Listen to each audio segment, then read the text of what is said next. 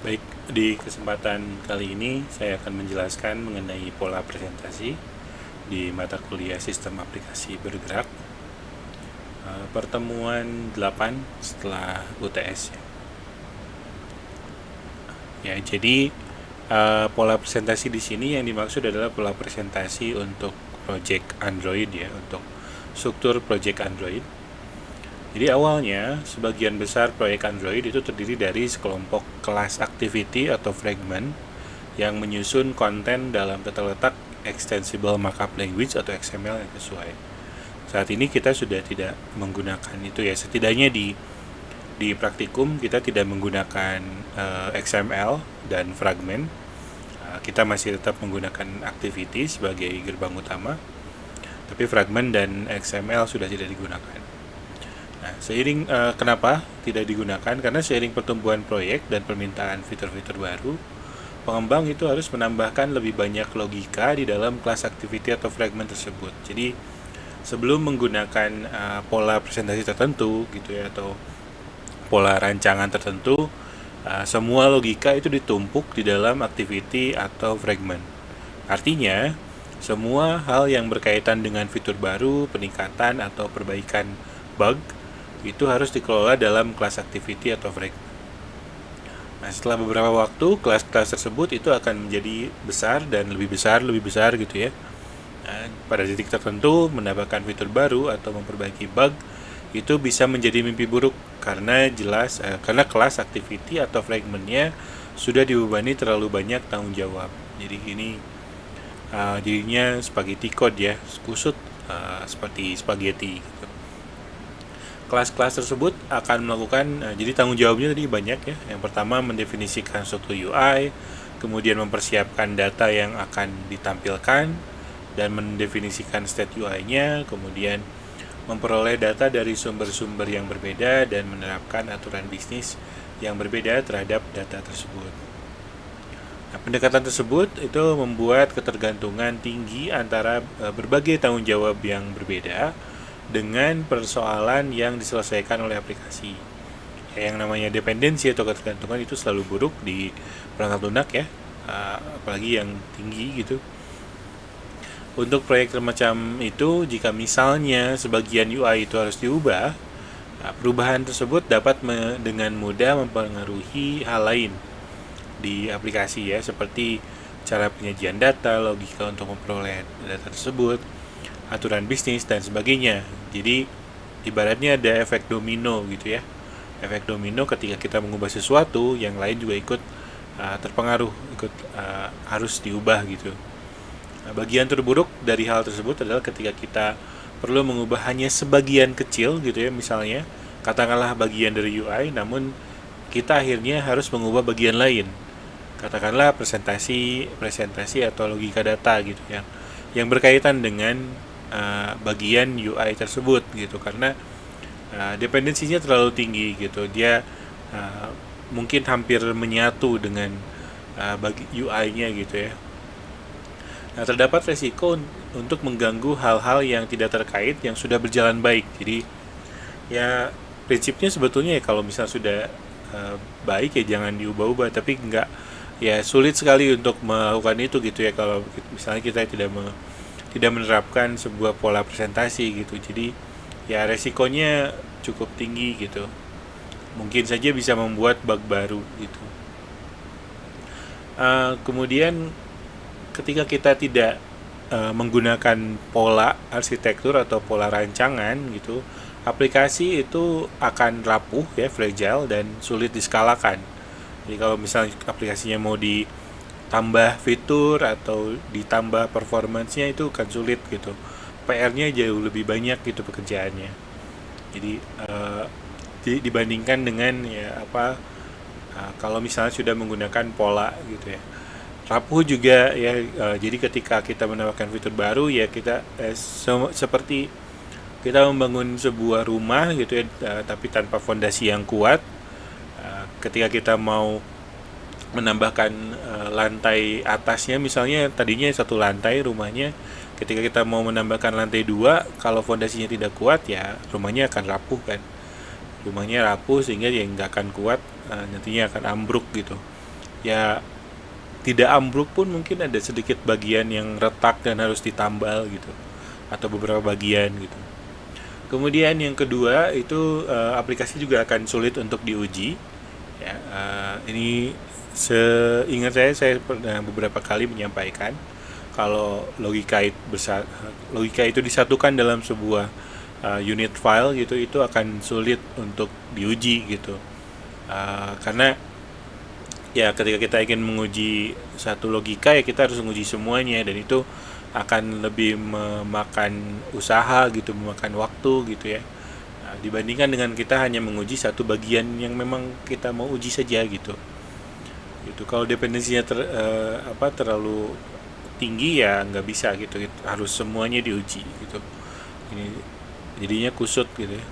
Kemudian sulit juga untuk didebug ya, ketika tanggung jawabnya saling terkait maka bagian dari basis kode juga menyatu. Debugging ini jadi satu masalah juga gitu ya, karena sulit untuk melacak sumber masalah yang tepat gitu. Kalau pakai pola itu sudah ketahuan kalau masalah seperti ini biasanya di bagian mana gitu.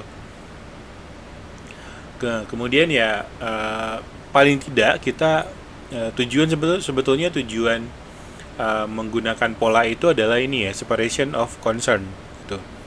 Jadi separation of concern ini adalah pemisahan tanggung jawab pada prinsipnya ya.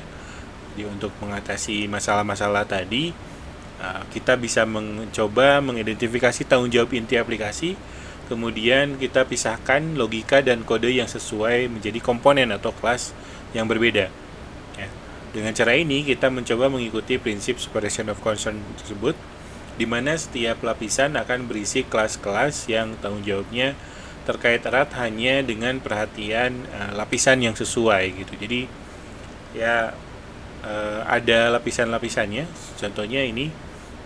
Jadi untuk memastikan bahwa proyek telah mematuhi prinsip SOC, kita dapat membagi tanggung jawab aplikasi menjadi dua, tanggung jawab utama dan menentukan lapisan untuk masing-masing tanggung jawab.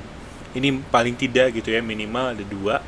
Nanti bisa dipecah lagi, diturunkan lagi masing-masing lapisannya. Yang pertama adalah lapisan presentasi. Lapisan presentasi ini berisi kelas atau komponen lain yang bertanggung jawab untuk mendefinisikan UI, user interface, dan menyiapkan data yang akan disajikan. Nah, kemudian yang kedua adalah lapisan model yang berisi kelas di mana data aplikasi diperoleh, dimodelkan, dan diperbarui. Itu paling tidak ada dua itu. Nah, lapisan presentasi tadi itu untuk memisahkan masalah dalam lapisan presentasi kita dapat menggunakan pola desain presentasi ya, presentation layer. Pola desain presentasi ini adalah pola arsitektur yang menentukan bagaimana lapisan presentasi terstruktur dalam aplikasi kita atau distrukturkan gitu di dalam aplikasi kita. Lapisan presentasi adalah bagian dari proyek yang terkait dengan apa yang dilihat oleh pengguna, UI dan penyajian UI tersebut gitu, interaksinya bagaimana, pengelolaan state-nya bagaimana gitu. Itu tugasnya lapisan presentasi. Jadi ada dua tanggung jawab yang detail, rinci, namun terkait dengan dua jenis logika gitu. Logika yang pertama adalah logika UI. Dia menentukan kemampuan untuk menampilkan konten pada perangkat dengan cara tertentu ya, dengan layout tertentu atau aturan tertentu gitu ya, untuk satu layar atau alur. Misal saat kita membuat tata letak XML atau hierarki composable untuk sebuah layar screen gitu ya, atau halaman, kita mendefinisikan logika UI untuk layar tertentu dengan mendefinisikan elemen UI-nya. Kemudian yang kedua adalah logika presentasi, adalah logika yang mendefinisikan status UI untuk satu layar atau alur. Dan bagaimana ia bermutasi ketika pengguna berinteraksi dengan UI. Oleh karena itu menentukan bagaimana data disajikan ke UI. Jadi mengelola interaksi state gitu ya di sini di logika presentasi. Nah, agar lapisan presentasi dapat mendefinisikan logika UI dan logika presentasi, diperlukan data. Nah, itu sebabnya lapisan presentasi harus terhubung ke lapisan model yang menyediakan data mentah. Baik itu dari layanan web ya, web service gitu, atau database lokal ya. Sudah dijelaskan untuk yang lokal yang menggunakan Android Room atau sumber lain gitu. Nah, contohnya ini contoh ilustrasi diagramnya ya. Jadi ada presentation layer, itu mengambil datanya ke model layer. Model layer itu ya Tadi ngambilnya bisa dari layanan web service, dari remote server gitu ya, dari database lokal, atau sumber-sumber lain gitu, aplikasi lain gitu ya, atau sensor dan sebagainya. Kemudian pemisahan itu memungkinkan UI untuk menjadi representasi data model melalui transformasi yang terjadi di dalam lapisan presentasi dan memiliki komponen yang tanggung jawabnya tidak tumpang tindih. Di Android, transformasi dari dalam lapisan presentasi dimodelkan melalui 3 pola presentasi populer yang juga biasa digunakan dalam teknologi stack lain. Ya, ada MVC, MVP, dan MVVM. Ya, ini sesuai kronologinya ya. Jadi yang lebih duluan digunakan MVC, kemudian MVP, kemudian sekarang cenderung lebih banyak MVVM. Pola presentasi tersebut itu akan memungkinkan kita untuk memisahkan logika UI dari logika presentasi untuk setiap layar atau aliran atau flow gitu ya dalam aplikasi kita. Dengan demikian kita dapat memastikan bahwa lapisan presentasi memiliki lebih sedikit kode yang memiliki ketergantungan. Intinya itu, memiliki sedikit ketergantungan sehingga akan lebih mudah untuk dipelihara ya, lebih terpisah. Itu lebih terpisah, lebih mudah dipelihara. Lebih mudah juga untuk diskalakan dengan fitur-fitur baru dan lebih mudah juga untuk diuji. Sekali lagi kalau kita pisah-pisah itu akan lebih mudah untuk diuji ya. Ya mungkin ibaratnya ada seperti mainan mobil-mobilan yang modular gitu ya, Tamiya dan Mini 4WD gitu ya. Itu kan kalau misalnya dijualnya itu di boxnya itu dipisah-pisah kan. Itu kan akan lebih mudah untuk kita menskalakan gitu ya. Kita mau mengubah misalnya dinamonya gitu dengan yang lebih baik, kita mau menguji dinamonya aja itu kan lebih mudah gitu. Itu sama ilustrasinya seperti itu. Nah, saat ini sebagian besar proyek Android itu seperti yang tadi sudah saya katakan telah beralih dari MVC ke MVP dan ke MVVM. Nah, terlepas dari strukturnya, SOC yang digunakan oleh pola presentasi tersebut sering diterjemahkan menjadi setiap aliran UI dipecah menjadi kelas atau komponen yang diperintahkan untuk melakukan sesuatu yang spesifik terkait erat dengan tanggung jawab mereka. Intinya, prinsip utamanya itu MVC, MVP, dan MVVM sama. Prinsip utamanya itu yang membedakan adalah detailnya. Nah, kalau MVC itu implementasi umumnya kalau di Android itu ada 3 berarti ya, ada model, ada view, ada controller. Nah, di sini view dulu. View itu tampilan yang dibangun dari tata letak XML karena ini zaman dulu ya. Lapisan ini hanya akan merender konten yang diterimanya dari controller ke layar gitu. Cuma nampilin konten aja. Kemudian controllernya dia mengendalikan UI, dia mengendali UI seperti activity atau fragment. Komponen ini akan menentukan keadaan UI state-nya ya, dengan menyiapkan data yang diterima dari lapisan model untuk presentasi atau dengan mencegat event UI yang pada gilirannya akan mengubah keadaan. Jadi kalau misalnya diklik atau di tap gitu ya atau di scroll itu adalah event-event gitu. Nah, itu akan mengubah keadaan gitu. Selain itu, controller akan bertanggung jawab untuk mengatur data aktual dari ke layer atau lapisan view. Itu jadi itu tugasnya controller gitu. Jadi kalau misalnya tadi lapisan presentasi itu ada satu, ini dipecah menjadi 2 gitu ya. Tapi sebetulnya controller ini gabungan antara lapisan interaksi dengan model ya, sedikit model. Nah, kalau model itu ada titik masuk data, struktur yang sebenarnya tidak bergantung pada MVC, tapi kita dapat menganggapnya sebagai lapisan yang memperoleh konten yang dibutuhkan oleh lapisan presentasi dengan melakukan query database lokal atau sumber jarak jauh seperti web application programming interface, web API atau web service ya. Nah, seperti ini ilustrasinya. Jadi kalau di Android dulu kita menggunakan XML untuk view-nya, kemudian controllernya menggunakan activity atau fragment, dia akan mengupdate UI dan akan mendapatkan aksi-aksi apa saja yang dilakukan oleh user melalui UI gitu. Ini adalah presentation layer gitu. Dan kemudian modelnya di sini bisa hanya satu, bisa juga dipecah ada data akses objek atau DAO gitu ya, ada repository gitu. Minimal ada service juga gitu ya, bisa dipecah-pecah gitu, tapi minimal ada satu gitu.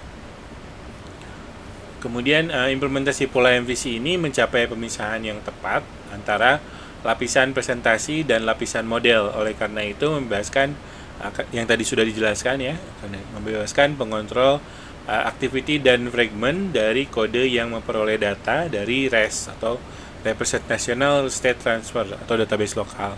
Ini adalah istilah lain juga untuk web API atau web service ya. Jadi tapi ini REST API itu lebih ke protokol atau format API-nya ya. Nah, tapi sebetulnya MVC kalau setidaknya di aplikasi bergerak Android sebetulnya, lebih tepatnya di aplikasi Android itu tidak optimal gitu untuk lapisan presentasi. Kekurangannya, karena ada kekurangannya ketergantungannya masih cukup tinggi antara controller dengan view ya. Karena controller itu adalah komponen dengan siklus hidup gitu, dan juga harus menyediakan infrastruktur untuk membangun dan menyiapkan tampilan Android dengan konten ya, seperti membangun kelas adaptor dan menuliskan data. Mengujinya menjadi sulit karena terkait erat dengan API Android gitu. Jadi kalau menguji controller itu harus dijalankan gitu, karena ada siklus hidupnya. Nah, controller ini memiliki dua tanggung jawab: menangani keadaan UI atau logika presentasi, sementara juga menyediakan infrastruktur untuk lapisan view yang berfungsi gitu ya, ada logika UI. Kedua tanggung jawab tersebut menjadi kusut ketika menguji satu, kita harus menguji komponen yang lain juga gitu.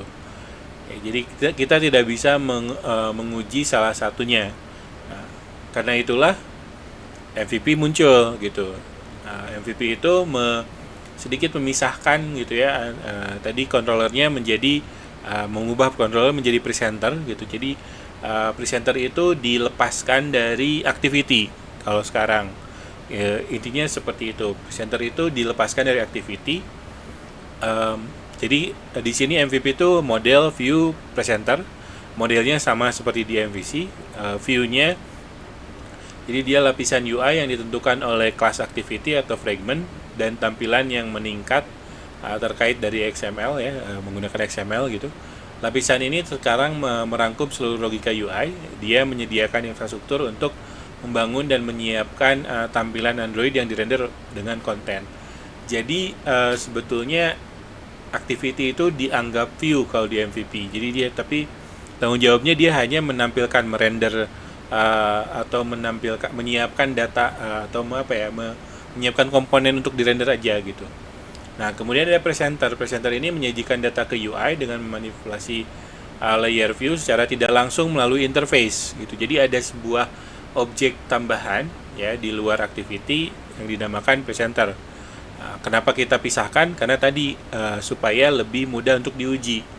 Jadi dipisahkan dari controllernya gitu, dari activity gitu ya.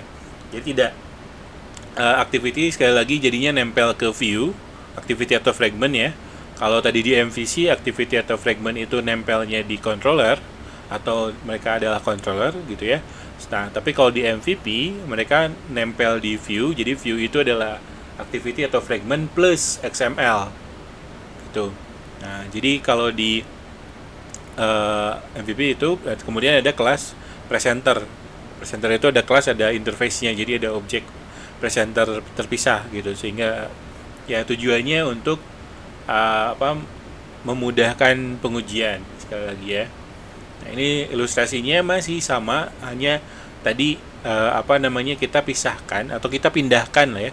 Kita pindahkan activity dan fragment itu menjadi ke view, sehingga ya ini tuh kita tidak akan uji lah gitu ya.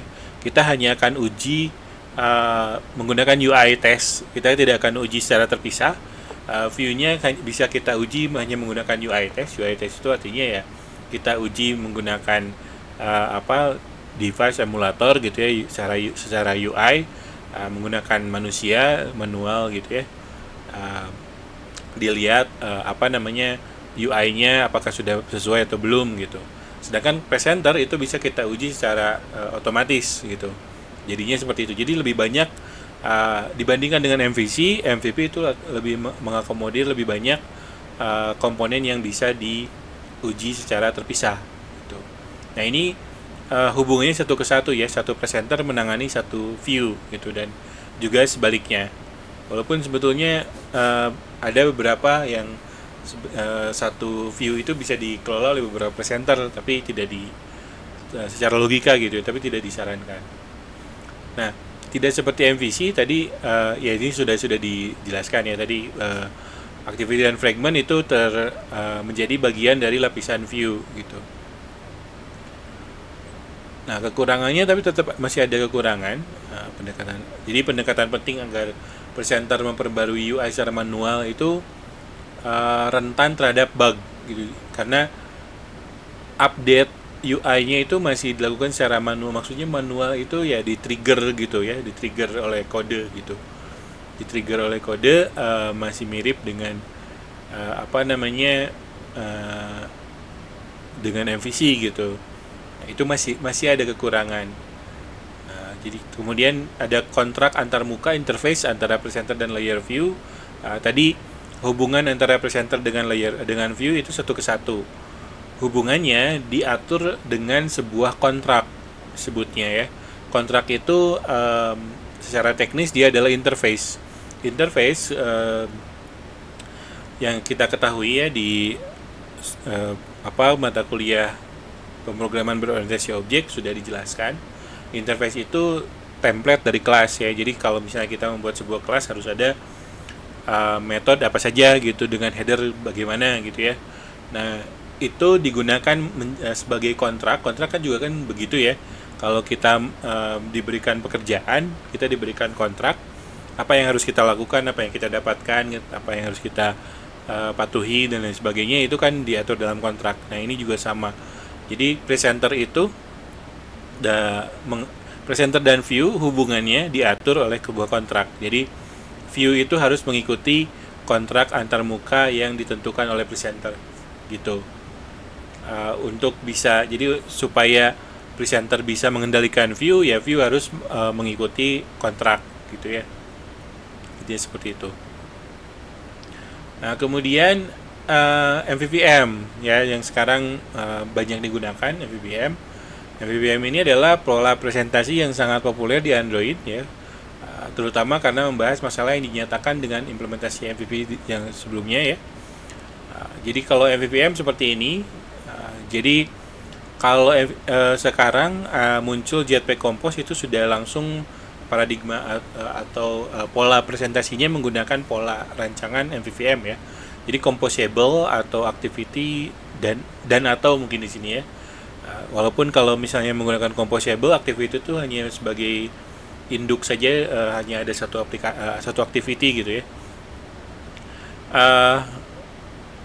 Jadi XML dengan activity masih bisa digunakan, atau menggunakan composable dan activity juga bisa untuk view-nya ya. Nah, jadi ini bahkan sekarang composable pun bisa diuji secara terpisah gitu. Nah, kemudian di sini ada view model, karena di sini menggunakan view model. Jadi view model itu tadi kan kalau MVP update-nya masih dilakukan secara manual ya. Jadi maksudnya manual itu ketika misal kita meminta user menginputkan, atau user menginputkan sesuatu gitu ya. User menginputkan orderannya gitu. Kita membuat sebuah aplikasi e-commerce misalnya ya. User menginput orderan, kemudian ketika orderannya diinputkan, kita harus mengupdate keranjang belanja gitu ya, menampilkan keranjang belanja yang sudah diupdate. Nah, itu tuh kalau di MVP kita trigger. Jadi setelah user menyimpan orderannya, si presenternya dia akan menghubungi kembali model untuk mendapatkan data orderan terbaru, kemudian akan ditampilkan. Jadi presenter yang sibuk gitu. Nah, kalau menggunakan MVVM itu kita sudah menggunakan state, atau state itu kondisi atau keadaan UI gitu ya. Jadi dia akan mengobservasi gitu. Jadi view itu akan mengobservasi view model, state yang disimpan di view model gitu ya. Nah, jadi ketika di sini bisa dilihat garisnya itu tidak bolak-balik. Jadi garisnya itu satu arah. Ini jadi lebih terpisah lagi. View model kalau tadi satu ke satu gitu ya, diikat dengan kontrak. Kalau di sini satu view model bisa digunakan oleh banyak view ya. Oleh banyak view tidak terikat oleh apapun. Jadi tergantung kebutuhan aja gitu. Kalau misalnya di view model itu ada state untuk tadi keranjang belanja gitu ya, ada beberapa view yang mengobservasi, itu bisa. Kemudian view model tidak peduli, dia tidak perlu tahu siapa saja yang mengobservasi keranjang belanja, karena dia tidak akan memberitahu manual gitu ya, view mana saja yang.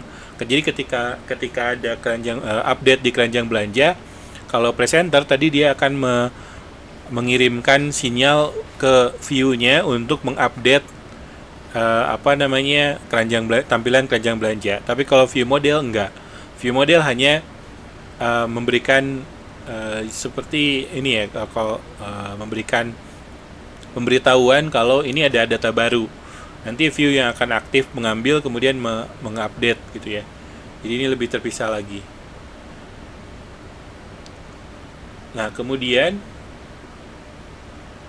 selanjutnya FVVM di lapisan view, lapisan UI-nya tadi adalah lapisan activity atau fragment, dan tampilan XML-nya sama seperti di MVP, tapi ada tambahan tadi composable ya. Jadi sudah dijelaskan ini UI-nya mengamati state dari view model gitu.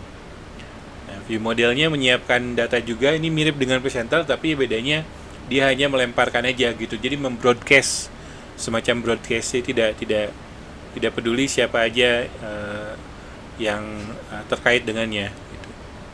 Nah, salah satu keuntungan dari view model ini dibandingkan dengan presenter adalah bahwa view model tidak lagi digabungkan ke lapisan view, sehingga dapat digunakan kembali dengan lebih mudah gitu. Jadi tidak ada kontrak tadi ya. Nah, berbeda dengan MVP gitu ya. Kalau MVP tadi kan ada kontrak, ada benar-benar harus mereferensikan gitu ya. Jadi kalau di MVP, presenter itu harus punya referensi objek ke view. Nah, tapi kalau di MVVM, view model tidak punya. Itu yang punya itu view akan mengakses atau menggunakan view model yang mana gitu. Kalau di MVP itu dua-duanya. Jadi di presenter ada object view, di object view ada presenter juga gitu. Jadi lebih terpisah juga ya gitu. Pendekatan ini memungkinkan beberapa view untuk mengikat view model yang sama ini, seperti yang tadi sudah dijelaskan ya. Nah, keuntungan lain adalah jadi karena lapisan view ini mengamati state dari UI dari view model dan mengikat data yang diterima sebagai efek gitu, efek dari perubahan state gitu ya. Jadi ketika state berubah, efeknya apa gitu. Jadi event driven gitu ya. Ketika ada perubahan di data, apa efeknya. Bagian UI mana yang harus diubah, yaitu urusan view gitu. Jadi ini aliran datanya jadi searah gitu ya. Jadi tidak ada bolak-balik gitu ya. Jadi cenderung tidak akan memperkenalkan bug atau status ilegal atau illegal state exception gitu. Namun implementasi pola yang umum digunakan menggunakan Jetpack view model sebagai view model dari MVVM, membawa kelebihan dan kekurangan. Kita akan menggunakan Jetpack view model ya nanti di praktikum. Jetpack view model ini dicakup hingga masa siklus hidup view. Jadi dia mencakup mempunyai scope sampai ke siklus hidupnya view ya, dan dia menyediakan API yang nyaman untuk membatalkan pekerjaan seperti callback on clear, kemudian cakupan coroutine view model scope gitu, sehingga menyediakan API yang nyaman untuk membatalkan pekerjaan asinkron dan meminimalkan resiko kebocoran memori ya, seperti yang kalau tidak salah pernah saya jelaskan. Kalau misalnya pemanggilan atau eksekusi pekerjaan asinkron atau background proses, asinkron proses atau background proses itu beresiko kebocoran memori ada memori yang bocor ketika pekerjaannya masih berlangsung tapi UI-nya sudah ditutup gitu ya, itu akan di belakang. Nah kalau misalnya menggunakan Jetpack View Model itu kita bisa membatalkan. Jadi ketika UI-nya ditutup, kita bisa batalkan semua pekerjaan asinkron yang berjalan di belakangnya gitu. Nah kemudian Jetpack View Model juga aman dari perubahan konfigurasi sehingga memungkinkan kita mempertahankan set UI secara otomatis dan ketika pengguna mengubah orientasi perangkat misalnya ya, atau ya menutup sementara gitu. Kita dapat dengan mudah memulihkan status UI setelah kematian proses ya, ini juga sama ya. Nah, jadi View Model ini sekarang menjadi dependency library Jetpack View Model yang memperkenalkan gabungan dengan platform Android. Jadi kita sebetulnya tidak perlu membuat sendiri gitu ya. Tapi kita juga bisa menggunakannya untuk Kotlin multi-platform ya. Tapi kalau untuk KMP karena belum stabil, jadi belum sepenuhnya bisa digunakan lah gitu. Tapi secara teori bisa. Itu saja mungkin ya untuk materi pola presentasi ini. Terima kasih.